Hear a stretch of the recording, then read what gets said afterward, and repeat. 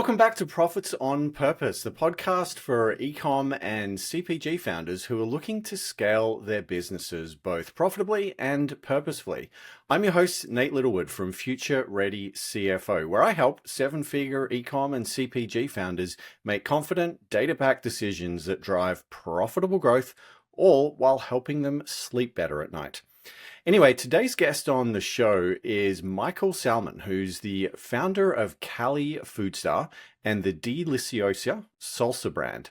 What I find really interesting about Michael and his story is, I guess, the path that he took to get where he is today. So Michael started out in the music industry, managing tours for bands like Usher, NSYNC, and LL Cool J. After that, he went on to spend some time in the cannabis industry, and nowadays he's disrupting the fresh salsa category in major food retailers.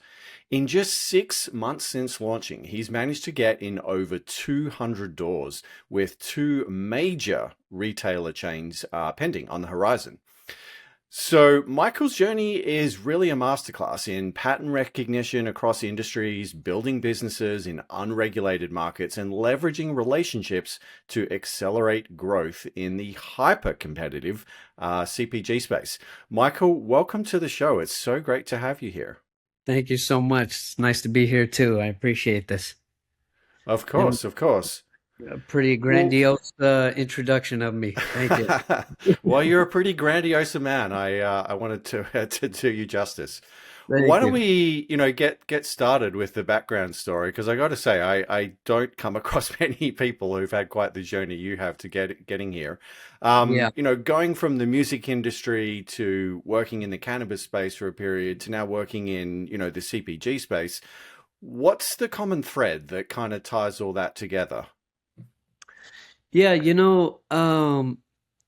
it's interesting. I never really thought about one specific item that kind of led me to transition through everything. I think initially when I was going through all these different industries, I was kind of chasing what's next, what's the biggest thing, what has potential and longevity and massive growth.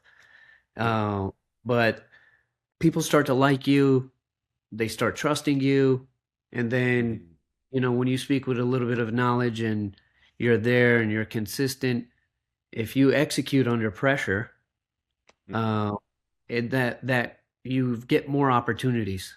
The growth Hmm. the growth comes from there. People want to keep you on their team. They want to keep you by your side. They kind of want to, work with you and give you an opportunity to see where your mindset is and how this can grow. And I think that's what kind of allowed me to pivot into these different industries. I'm just big on relationships and, building Hmm. friendships with people. And I put out what I like to get in. So I'm Hmm. I'm very like trustworthy. I'm very loyal. I'm Hmm. always easygoing. I always try to be positive and happy, and I think it's really important to bring that to your workforce, no matter what you're doing. And Hmm. with that, I think the biggest thing for me is really also having the discipline, the consistency, and when you surround yourself by these individuals that are kind of well seasoned within that workspace, you kind of Hmm. learn of their operation skills and build on that. So Hmm. I was able to kind of merge all of that and grab on to all these little important aspects there and kind of make it my own and be able to take that with me everywhere I transition to. Hmm. Interesting. It sounds like basically what you've become very good at is just being a really nice guy and Yeah, being able to show people that you can deliver under pressure. Is that kind of at the core of it? 100%. I Hmm. know this might sound a little crazy, but I thrive in chaos. So Yeah. you just, Well, the CPG the CPG space is perfect for you then. yeah, it is. Amazing. It's rewarding, but it's draining at the same time. There's so Yeah. much going on, and it forces Uh-huh. your brain to really just be creative and keep moving Yeah. forward and just Interesting. build. you know?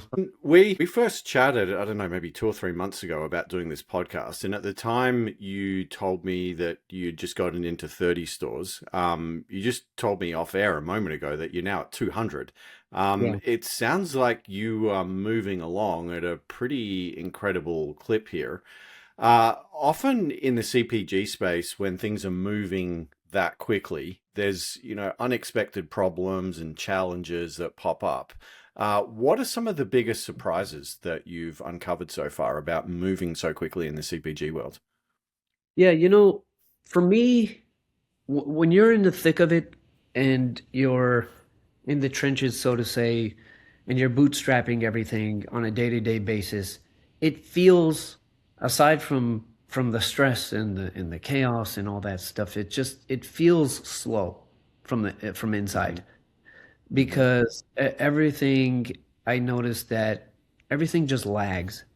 Hmm. Whether you're sourcing for your packaging, they initially tell you, okay, we're about, you need to plan for 2 to 3 weeks out to get your stuff. Okay, Right. so you put all those plans together and then you come back a week or two later, you're ready to order, and then something happens and they say, okay, we're 6 weeks out now. One of our machines went down and all that. So that gets extremely challenging. I didn't expect that to be the case with almost everything, like moving forward. Okay. That's, having to navigate around that. I have to like overcompensate for time now, just in case, just to be on the safe side.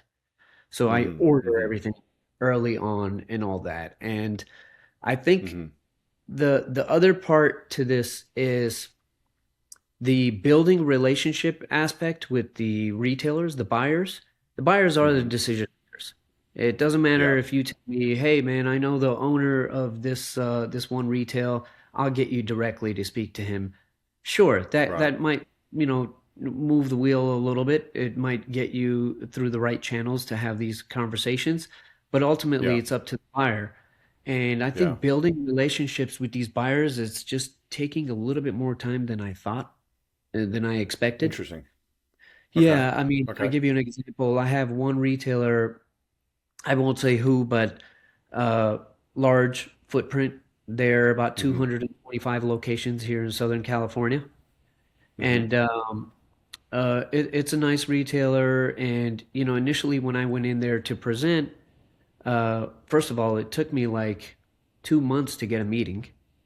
Hmm. uh, and got the meeting presented, and then you have to wait for all these approvals. By the time you get a Hmm. potential yes, it can go 4 or 5, maybe even 6 months Yeah. because It's a they long do time. these. Yeah, it drags Mm. out. And they do these category reviews. Mm. Um, Mm. and if you're on that list to go through that category review, good. And if Hmm. you're not, you got to wait for the next category review, which might take another year. Right. Um, Right. and that's been a challenge of building relationships with these buyers and also not pestering them and getting Yeah. to the point where you're too needy, too pushy, Yeah. and them Hmm. turning off, say, okay, this guy's too much. Put him on the Yeah. back burner. Yeah. That's easy to happen. Hmm. So I'm Hmm. learning a lot of that. I didn't think that challenge would be the way it is, but how I've been able to luckily breakthroughs. I have a head of business development who's been in the industry for 35, 36 years. This guy Hmm. knows everyone. He's got a great reputation, great relationship. That's been helpful to me to open up these doors and to and really get in to actually just be seen and to take this meeting and go from there. And then that's been work in progress. It's been moving. Hmm. It's great. But Yeah. one big surprise is the spend on Spend, once, trade spend. Uh-huh. yeah, once you Yeah. get into the retailer. So Mm. the marketing dollars are, demo ads where whether it be online or through paper print for however the Mm. retailer does it, and in-store demos for sampling. Hmm. Um, Everything is so cash intensive Yeah. Um, Yeah. and that comes fast. Even if they tell Mm. you, okay, you're ready to go. When the moment you get the green light, you're ready to go. Mm. I've noticed that you better have product, you better be ready, and you better deliver on time because Mm-hmm. that Mm-hmm. part comes fast. The Yeah. onboarding is slow with getting your insurance policy, fixed to their requirements and filling out all the additional paperwork, working out your deal points of your uh, Mm. retailer margin and what they need, your distributor margin and all that. That stuff takes time, but then once they greenlight you, the spend comes heavy, uh, Interesting. So and there's quick. there's a lot of things that are kind of working against you there. So you just mentioned these relationships and starting off the sales and getting into the stores is a slower process than what you had expected. You Right. mentioned that there's a significant amount of sales spend, i.e., the costs of being on these shelves is, maybe a bit higher than what you thought. Sure. And there's an expectation that when they do say yes, you're going to be ready and able to jump and move very, very quickly. In other words, you kind of need to have your ducks in a row with respect to the inventory and having the product ready to ship. Tell me about some of the cash flow and profitability challenges that has presented for you. Yeah, so I'm constantly dialing in my numbers for packaging, let's say, and Okay. supplies. So Mm-hmm. we're a fresh salsa company, so everything we use is fresh produce. I don't have Mm-hmm. anything that's canned or frozen. Everything is fresh. So Mm-hmm. the couple of the financial challenges there is that the produce division is kind of like commodities. They change pricing every week, sometimes Mm-hmm. daily, depending on the Mm-hmm. product. So sometimes there's a spike. I'll give you an example. Peeled garlic. Mm-hmm. I didn't account for this, but at the time I was getting a case of 30 pound case for peeled garlic. It cost me about $38 a case. Mm-hmm. Uh, sorry, $42 a case. Okay. Well, something happened with garlic. I don't know what. The price went from $42 to $67 in a matter of a week. 2 weeks Wow. later, it went to $87. Uh, Lord. and about a month later, after that, a month and a half later, I went to $120 a case for a 30-pound pack. Holy smokes. Yeah. Wow. And I Wow. use Okay. a lot of garlic. Yeah. And Well, you're a salsa company. now, yeah, and now your pricing is kind of flipped. It's upside down. Yeah. Now you're trying to save money on other angles to try to make up for that. And Mm-hmm. then, on top of that, the marketing expenses are slotting fees.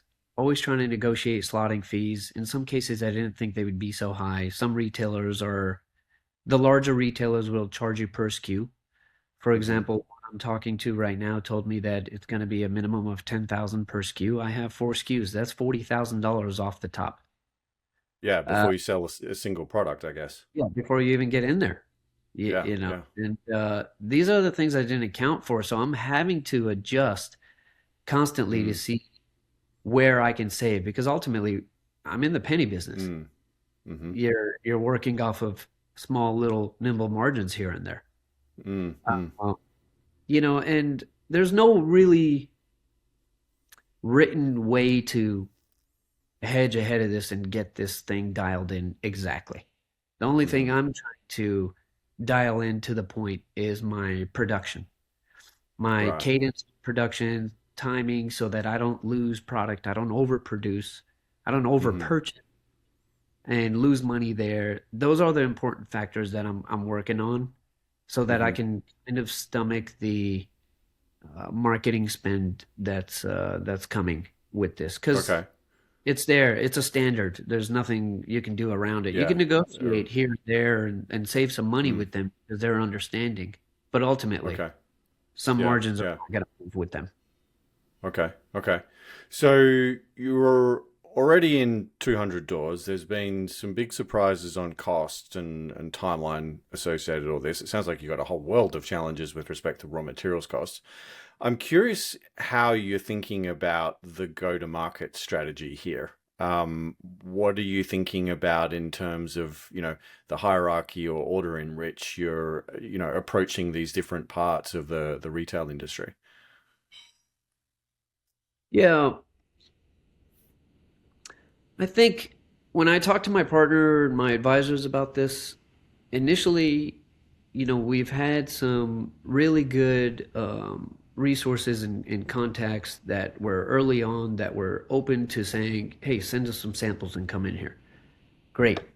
However, those retailers are already nationwide retailers, probably 500 plus doors, 1,000 doors, Yeah. whether it's like Albertsons or a Sprouts.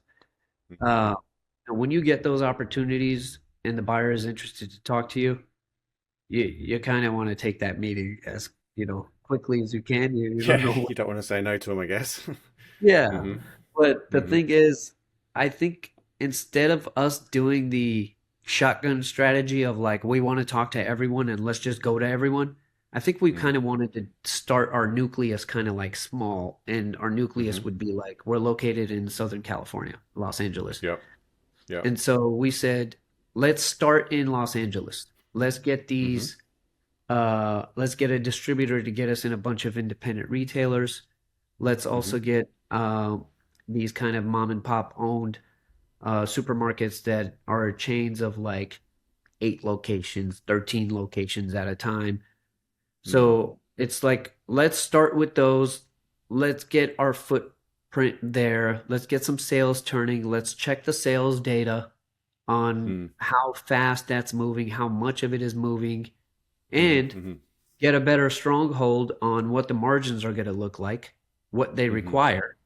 Because at that point, once you do, you can kind of use it as like a blanket price point to move forward that every retailer is essentially going to be around that price point. So you need to fix your hmm margins to be at that price point. hmm So we hmm started doing that and we're able to do in-store demos, which are moving the sales and bringing notice to this brand. And after that's been gaining some success for us here, we started slowly going out to the larger retailers, but again, they're in Southern California. Yeah. And so, we're not shotgunning to larger nationwide. We want to go to nationwide, but I think if we focus on this first and build here and kind of say, okay, we got a pretty good flow going in Southern California.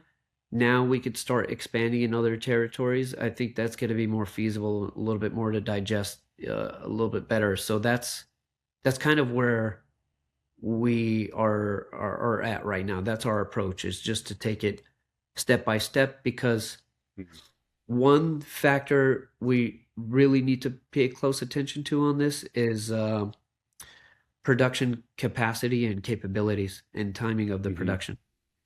Yeah. Because Yeah. you can get one retailer quick, and all Yeah. of a sudden you can be at a full truckload of production that you need hmm to build on. Can we hmm do it? Do I have the resources? Absolutely. But hmm now I got to schedule that timing on production, ordering Yeah. materials, and everything else. We don't want to just go there too fast. So we're trying to just kind of take these ladder steps to go up there versus like, I want to jump Very to the smart. top. Yeah. Very smart. Very smart. Yeah. I like it. It's just I like it a lot. bootstrapping it to a very, very organic approach to this, Yeah. Get excited, you get Yeah. excited and They're fun. They're fun problems to solve. There's no doubt yeah, about that. yeah, exactly. Well, speaking of problems, Yeah, I'm going to change direction a little bit here. You've sure. come into this space from the cannabis industry previously, and for those who don't know, like cannabis is, a fairly unregulated market, Sure. and you're now operating in the CPG space, which is highly regulated. Can you talk about what the implications of that are for someone running a business like yours? As far as the the regulation aspect of it, or how the transition kind of happened from the cannabis to this CPG? I guess I'm more interested in a comparison and contrast of, Okay. what it's like to operate in regulated versus unregulated markets. Yeah, it's a good question because that also tied into helping me build on skill sets that I didn't know I have. And Tell me with more. that, yeah, so with cannabis, when we first got in there, I first got in there, I think in California, it was in 2016. 2016, they Hmm. started announcing these small licenses for retail, manufacturing, distribution, and cultivation. Hmm. And that was very new, infancy stages. Nobody knew what they were doing, and people still Hmm. yet try to act like they knew what they were doing, but Hmm. there was nothing there. So I think for that, Mm. the challenge was navigating through legal, Mm. um, making sure that you don't do anything outside of the norm to get yourself in trouble, get your business shut down. It's just so many. Making sure your taxes are paid properly through the right channels. If not, when at the end of the year comes, you're going to be slapped with so many fines. There was just so many learning curves to this.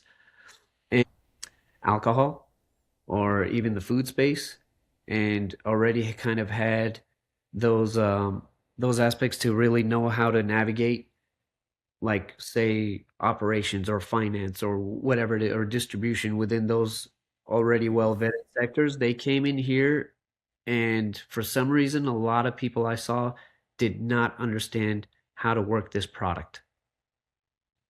So Mm. I was sourcing products, whether it be like a vape pen or the packaging, I was sourcing everything from China. So I Hmm. was getting pricing dialed in.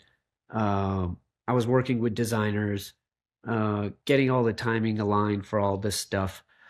And um, that was chaos. It was just a mess.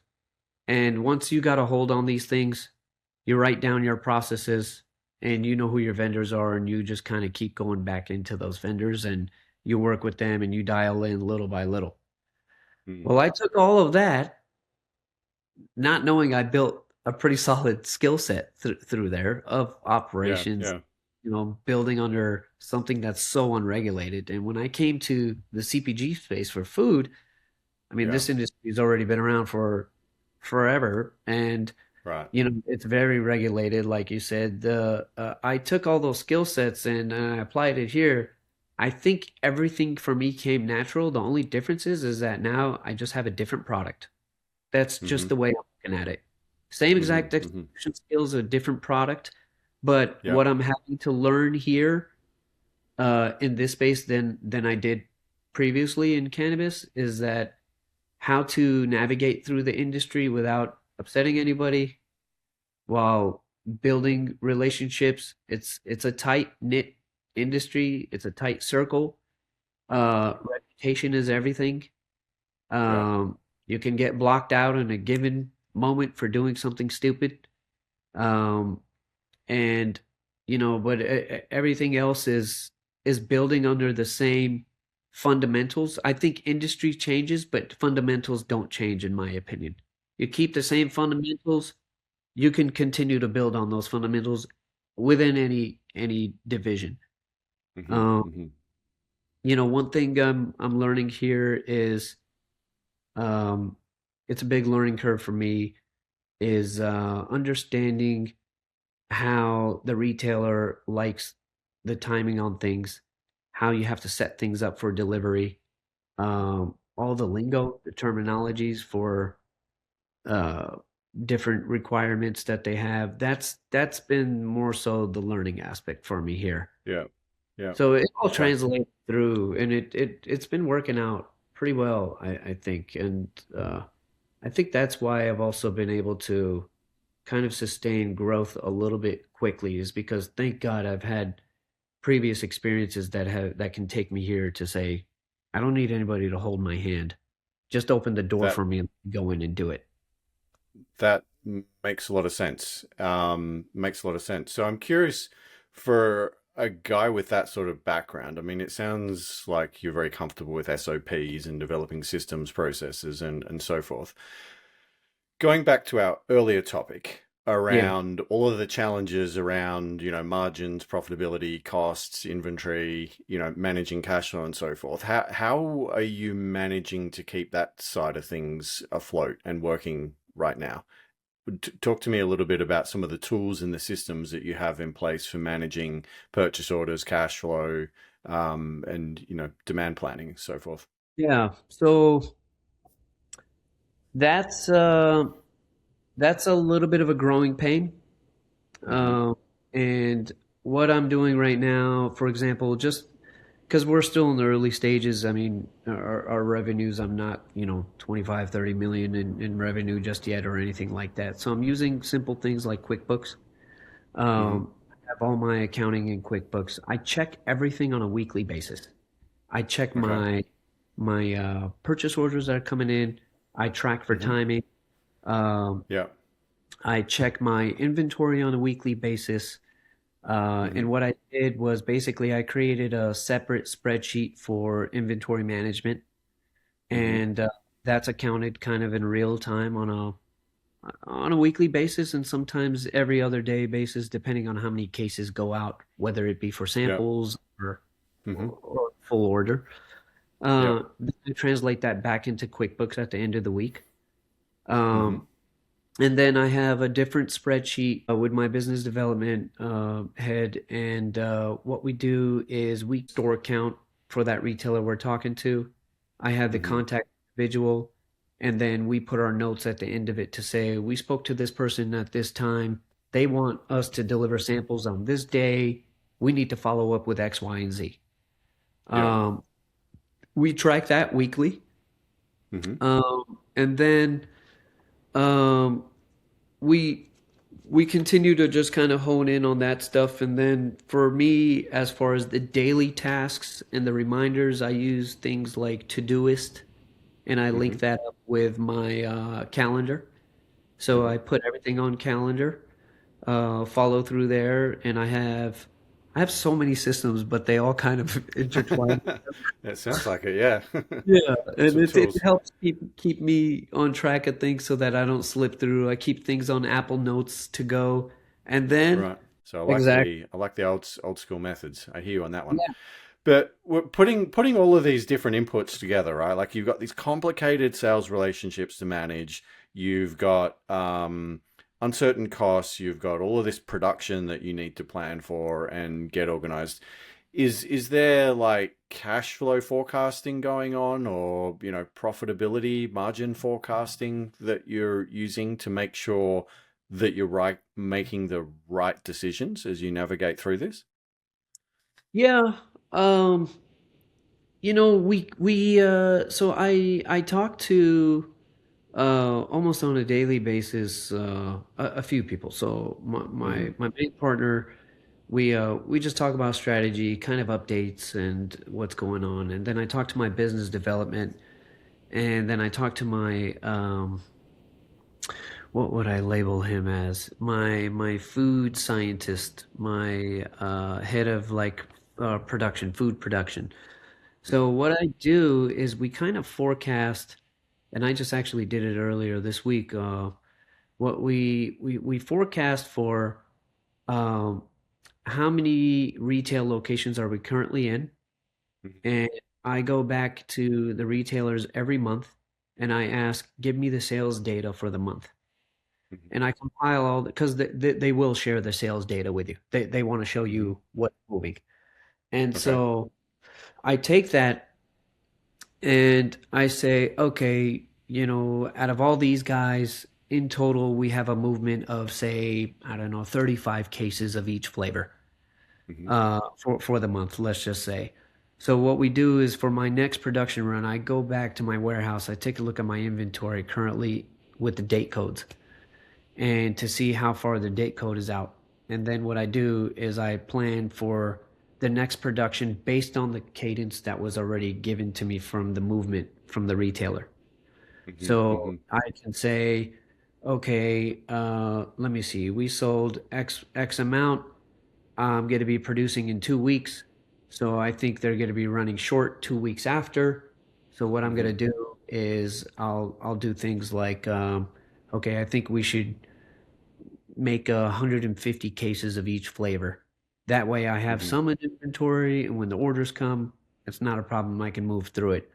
So we're forecasting that way Mm-hmm. on Mm-hmm. the on the orders. We're not forecasting essentially how much money we're going to make because those numbers are already they're already there. Mm-hmm. You have your cost and what they're paying you, and your cost, as I mentioned earlier, fluctuates little by little. So your Yeah. numbers, your percentages are going to move around a spike of 5% or so. It's not detrimental to your margin. Mm-hmm. The main thing here for me is um, is really just dialing in on the production output and the timing. Mm-hmm. Mm-hmm. Mm-hmm. Yeah. That's kind of how we've been approaching it, and so far it's been good. And in some cases, we'll get a spike. Super Bowl is coming around.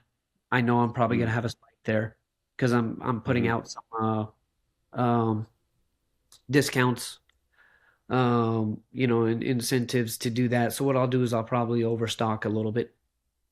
The small things like that. Mm-hmm. That's mainly where we're at now. I mean, once we grow later, I'm pretty sure that system is going to have to change and really Mm-hmm. be more efficient. But so Okay. far, that's Okay. been working out. Okay. Good. Good. I'm glad to hear it. Glad to hear it.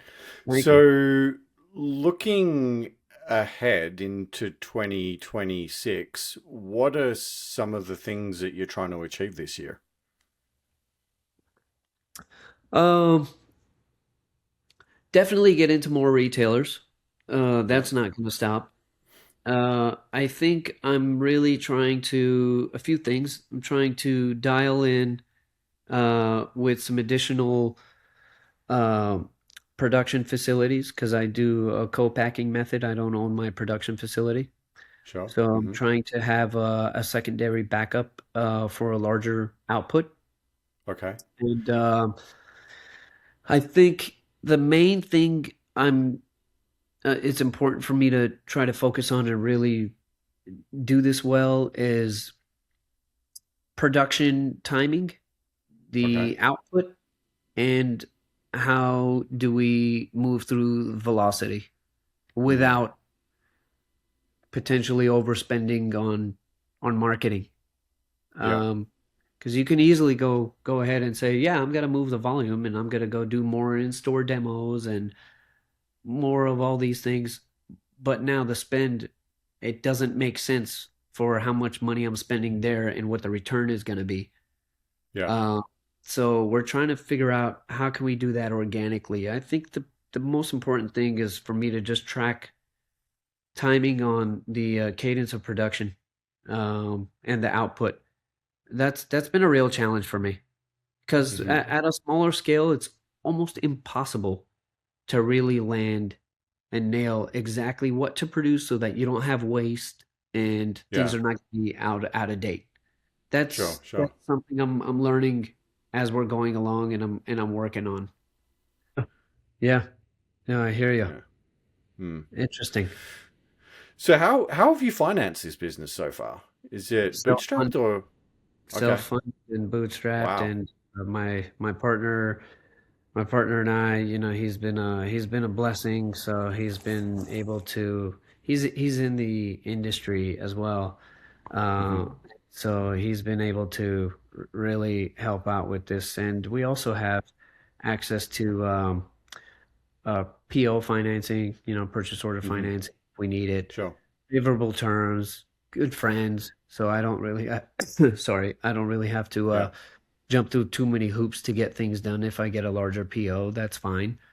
And Mm-hmm. throughout all of it, I've just been able to save a ton of money from previous experiences on sourcing.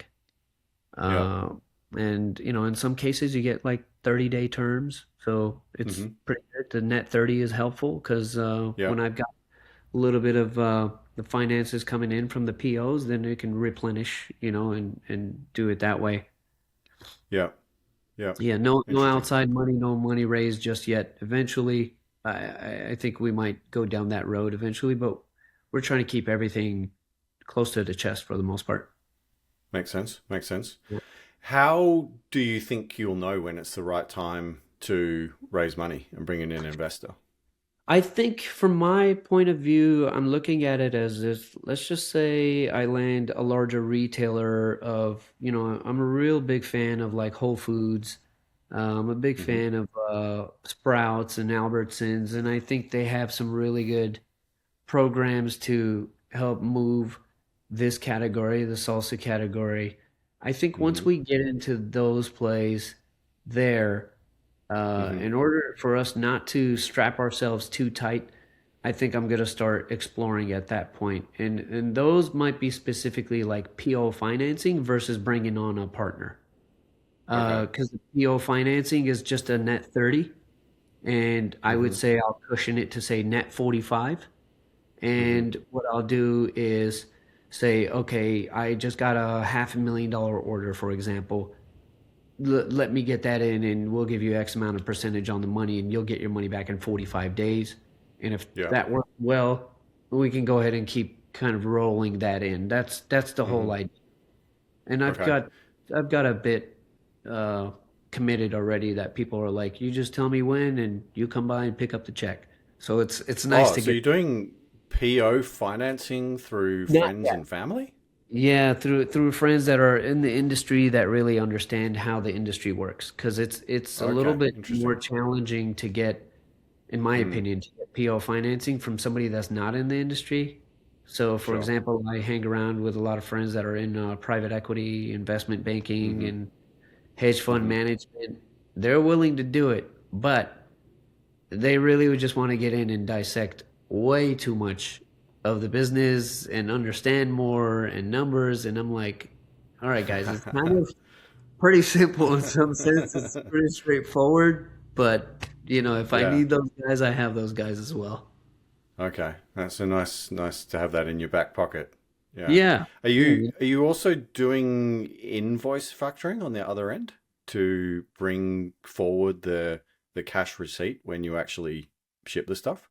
Yeah, I mean, I'm definitely waiting for the PO, Hmm. waiting for that when the order comes in, and then I'm showing the investors, when that time comes that, hey, this is the invoice, this is the cost, everything's transparent. I'll Yeah. keep it in a book and show this is what it is, and this is what your percentage return is gonna be there. So, Okay. uh, I can kind of hedge ahead of time on what's potentially going to be. Like if I land a really large retailer, what my forecasting is going to be is it'll say like, just for round figures, call it $30 a case of salsa, case of Yeah. 12 units. Hmm. So I'm projecting the initial rollout might be 2 cases per store.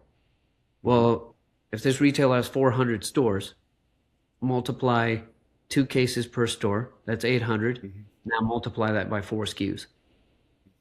So that's, I'm going to need that many cases, and it's going to cost me X amount because I kind of will have Yeah. thing already dialed in from my suppliers. So I'll just put Yep. those numbers together real quick and hedge ahead of time to say, this is what I'm going to Yep. need 30 days from now. Yep. Yep. Sounds like a good system.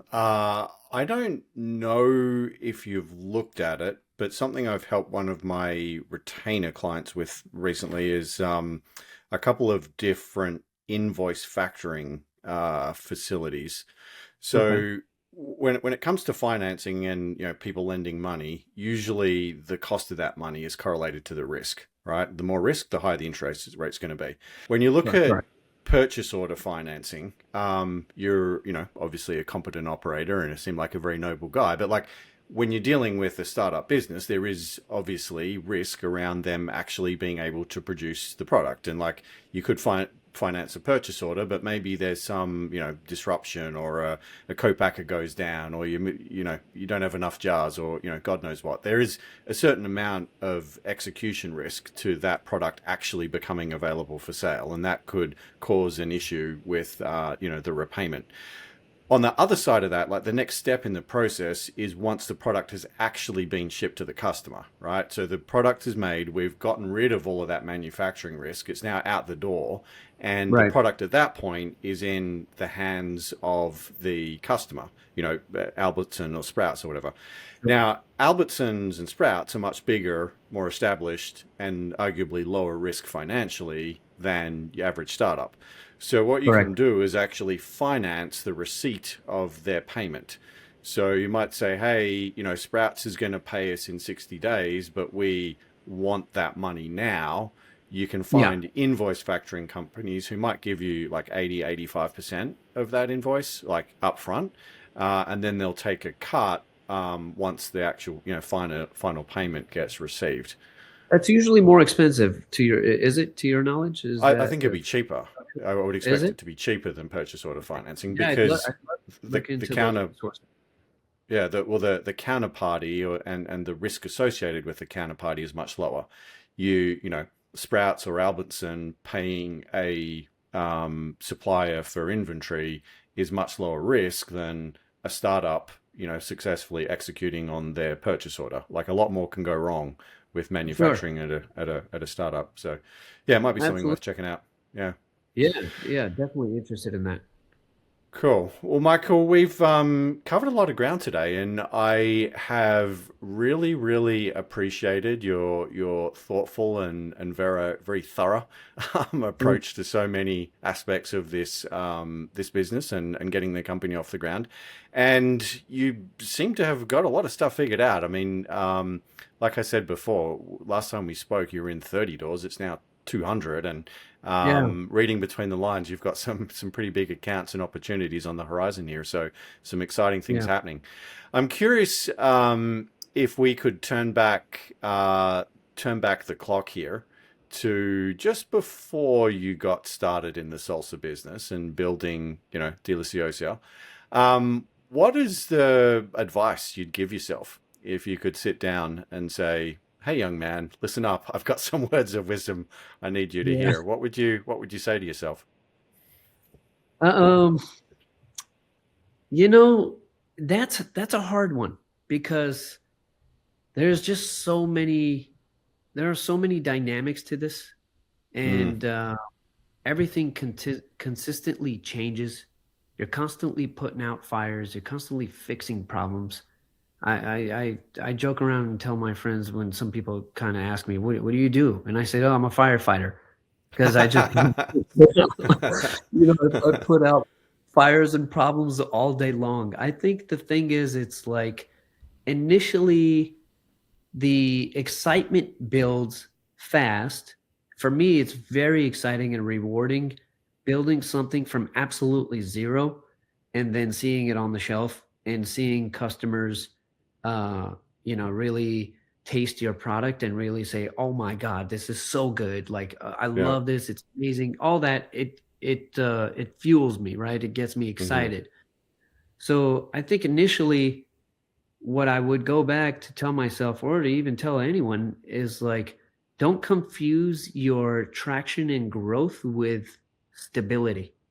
Hmm. Um, because the traction and growth can come fairly fast, but you're not going to be stable if you don't have your systems in place properly. Hmm. And that might be like your operating systems. Hmm. Um, you know, I luckily tried to catch on to that quickly early on. Hmm. In some cases, when I wasn't able to catch it, it just momentum hits fast. You're not going to be able to catch up in time. And sometimes you find yourself scrambling. And I think for Hmm. me, there's oftentimes I'm working, I'm working on this all the time. And I find Hmm. myself like, oh, this weekend, I'm going to take a break and do something, go play some golf or have a nice dinner or something, and I'm not able to because I didn't have a certain system in place, and now I'm paranoid, and now I need to get that done in order. uh, in order to not fall behind. I think what I would do is kind of go back, not to be too OCD on these things, but to go back and really start to dial in these things little by little, so that I don't fall behind. Mhm. And really, one thing I was able to do, thankfully, is to have always projected like 20% overspend Mhm. on Mhm. what you're expecting to spend on marketing and all that stuff. I think that's important. Had I not done that before from previous experiences, I think it would have just been like, oh gosh, I didn't think this was going to cost this much, and that one hurt, and Yeah. y- you know So you're that building some contingency into the budget, is I yeah, think what I'm hearing. Yeah. yeah, Okay. contingencies are important, and just systems matter. Yeah. Systems matter a little bit more than speed, in my Yeah. opinion. Okay. But not to lose the speed, because sometimes it's good to not overthink it and just get out on the market and figure out the problems as they come. That's Yeah. We did a balance of both, Yeah. Yeah. and that's what I would do. And one thing I'm thankful I told myself early on, I caught this, is we rebranded early. Oh, really? Okay. Yeah, so we started this in January 2025, and if you recall, that's when the fires started in California. Uh-huh. Uh, Okay. and that set us back for about 3 months to get into our first retailer, because Right. one of their stores was in the fire zone. So they kind of like all hands on deck and stopped that. Hmm. And I had a brand. I thought it was great. We thought it was great. And then I got into some stores. Sales started moving because everyone loved the flavor. I was never really set on the branding. So what I did was, I went to this expo in Texas, and I showed the label to a few people. And the first person said, it used to be called Salsa's California. And Mhm. it was just the top label, no sides. And they looked at it and they said, it's cute. And I said, oh, that wasn't the response I wanted. Uh, they said, are you only wanting to stay in California? And I said, no. And they said, well, I'll give you an example. If you bring Salsa's California to Texas, we're not going to like it here. And I said, okay, fair enough. Yeah. Thankfully, I wasn't stubborn. And I called my partner right after that conversation. I said, I'm coming back home and we are rebranding immediately. Yeah. And we fixed that. Thankfully, I caught that early on before the growth really happened. It would have been such a costly situation for us. Oh, And yeah. I think, the biggest thing is like to tell anybody is fix the mistakes early on. Hmm. Thankfully, we Yeah. right? Yeah. Fix the mistakes early on. Don't confuse your traction growth with like, oh, I'm good, I'm stable. Things can things are always going to just go up and down. They're all over the place, but just, really be thick-skinned enough to be able to really go through these and fix these issues and push through. For sure. For sure. Yeah. Well, I heard an interesting definition of intelligence recently. This woman was talking about an intelligent person is someone who is able to recognize and admit when they're wrong and change their course of action as a result of that. So, kudos to you for picking up on Thank that you. early and fixing it before it became a much bigger problem and a more expensive Yeah, problem had you waited. So well done. thank Well, you. Michael, this has been a fascinating conversation. If I can be honest, it wasn't quite the conversation I was expecting, but it's Okay. gone into some interesting places, and you have a really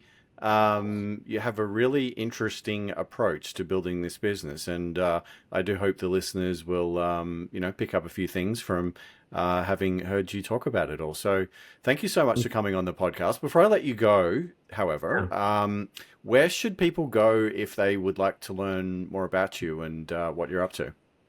Yeah, so And I will start soon enough posting on LinkedIn, and it's at Mm-hmm. the Michael Salman. And then we have our TikTok and Instagram feed that it's still being worked on. So we're going to start posting here soon enough. Mm-hmm. And that is deliciosa.brands for Instagram and TikTok. And then we are working on our website as well, and that would be deliciosa.com. Okay. And that will just basically showcase our products, and then we'll also give a list as to which retailers we're in and where you can go and find us and give us a taste. Perfect. Sounds good. Well, I'll include all those links in the show notes for anyone who wants to check them out. But Michael, thank you again. Been a pleasure, and best of luck for 2026 and the years ahead. Thank you. I appreciate your time and appreciate you having me on the show. And then hopefully, let's say a year or two from now, we might get back online and say, Nate, I'm in 3,000 retailers now, or however much. I don't doubt it at the rate you're going. Okay. Thanks, Michael. Take care. Thank you so much. You too.